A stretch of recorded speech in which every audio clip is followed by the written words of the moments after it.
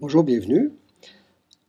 Plusieurs élèves me demandent comment on peut simuler une explosion avec Sketch. Donc, en demande générale, je vais vous montrer un petit exemple d'une possibilité de programmation qui simule justement une explosion. Maintenant, c'est une possibilité de programmation. En programmation, on le sait, il y a plusieurs moyens de résoudre un problème. Je vous en offre un ici.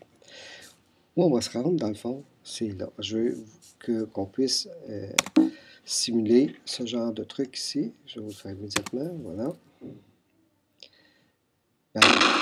Et vous entendez l'explosion. Comment a-t-on procédé pour faire ce genre de bidule? D'abord, j'ai créé 4 objets. Vous les voyez ici. On appelle ça des lutins. J'ai d'abord fait un hélicoptère qui possède plusieurs costumes. J'ai arrêté le programme. Plusieurs petits costumes. En fait, il y en a 2 pour donner l'illusion que, bon, l'hélice tourne. Et j'ai programmé mon hélicoptère de façon à ce que, tout simplement, je puisse soit, en fait, flèche en haut, flèche en bas, l'orienter dans le sens que je le désire. Donc, on va aller voir le script. Quand le drapeau est pressé, je fais toujours un changement de costume, puis ce changement de costume, je lui donne 7 centièmes de seconde entre chacun pour donner vraiment l'illusion d'un petit délai, tout simplement d'un petit délai, puis un mouvement plus réaliste. Avec flèche en bas, on le voit ici, je tourne vers la droite de 5 degrés, flèche en haut, vers la gauche de 5 degrés. Donc, si on le fait, je touche flèche en haut, flèche en bas, pas de problème. Ici, je pars le programme avec mon drapeau. On voit ici qu'une petite maison qui vient de se créer. C'est la cible, en fait. On va voir tantôt pourquoi elle apparaît aussitôt que je passe sur le drapeau. Je stoppe le programme. J'ai aussi un obus. C'est cet obus-là qui va frapper la cible et qui devrait créer ce qu'on appelle une explosion. J'ai une petite maison, une cible, et c'est celle-là qui va se faire frapper. Et j'ai aussi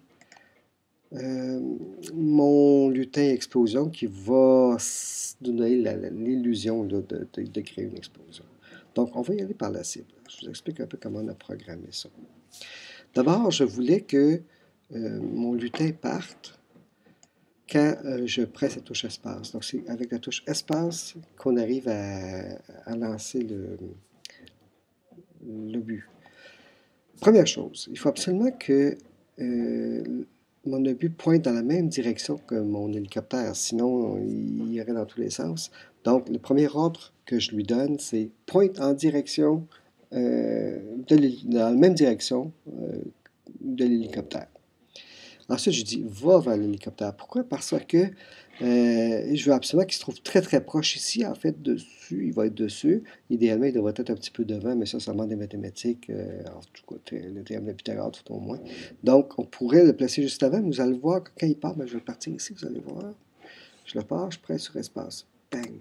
Il part dans le milieu ici. Je ne sais pas si vous l'avez vu, on va le repartir. Je vais juste repartir ici. Il part dans le milieu ici. Bon. Donc, c'est ça qui fait qu'il est dans la même direction, il se retrouve à peu près au milieu. J'arrête le programme. Il se montre. Donc, on va voir l'obus partir. Maintenant, c'est ça ici qui est intéressant, très intéressant même. Il y a un répété indéfiniment. Ce que mon obus fait, il va avancer régulièrement de 3 pas d'ordinateur, 3 pixels, et il va s'estampiller. Ensuite, il va effacer sa trace. Alors, regardez bien ce que ça fait. J'ai enlevé le effacer tout pour vous donner ce que ça fait qu'on ne veut pas dans le fond. Il garde la trace, on voit.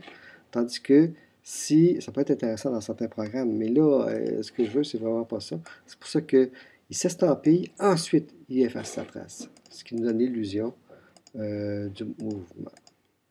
Bon, je fais effacer tout. Voilà. Bon, c'est tout simple. Il y a un autre petit script qui est associé à le but.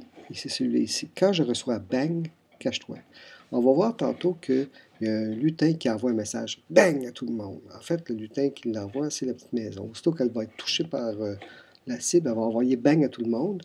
Et évidemment, à ce moment-là, je veux que l'obus disparaisse pour pas qu'on garde de traces de cet obus-là, qu'on sent toujours bien, qui lui aussi disparaît en même temps que la maison dans le fond. Donc, c'était le script de l'obus. Allons au script de la maison, de la cible. Quand je presse ce drapeau, quand je presse ce drapeau, je veux que ma cible se montre. C'est pour ça que chaque fois que je pars le programme, ici, je vais juste le faire disparaître, vous allez voir. Je pars le programme, la maison va disparaître. Mais quand je le repars, je veux qu'elle réapparaisse, évidemment, parce que, bon, c'est ça l'objet, dans le fond, du jeu, c'est de me faire toucher, que la cible se fasse toucher.